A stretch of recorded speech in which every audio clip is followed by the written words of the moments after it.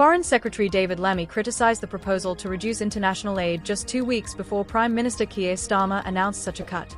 Today, the Prime Minister revealed plans to boost defense spending from 2.5% to 2.7% of GDP by 2027, funded by reductions in the international development budget.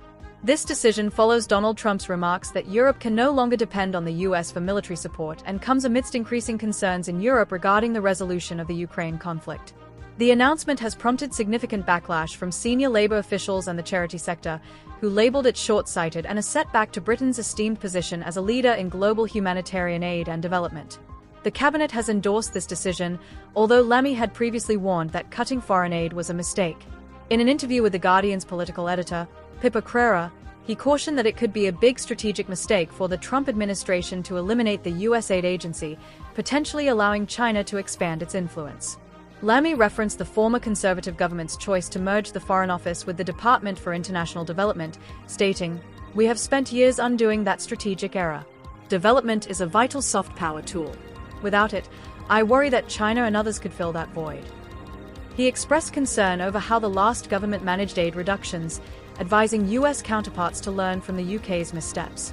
Crerar reminded Lammy of his prior statements, noting that he had previously called Trump's proposed cuts to the US aid budget a big strategic mistake that could enhance China's global standing. This isn't the first time Lammy has spoken out against foreign aid cuts. He also criticized the last government for lowering aid from 0.7% to 0.5% in 2021, before the Ukraine war started, when he was part of the shadow cabinet. He had stated on X that reducing the UK's foreign aid contribution during a global pandemic was morally bankrupt.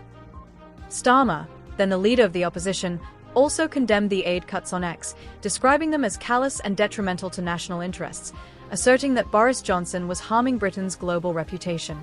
In today's Commons session, the Prime Minister admitted he was not pleased to announce this cut, emphasizing that the safety and security of the British people is the government's top priority.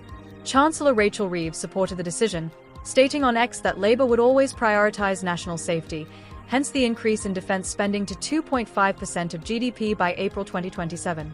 However, nearly 4 years ago, Reeves warned in the Commons that cutting international aid would diminish Britain, reduce our influence, and undermine our security. She stressed that this decision reflects the kind of country we aspire to be, our global standing, and the leadership we should exhibit.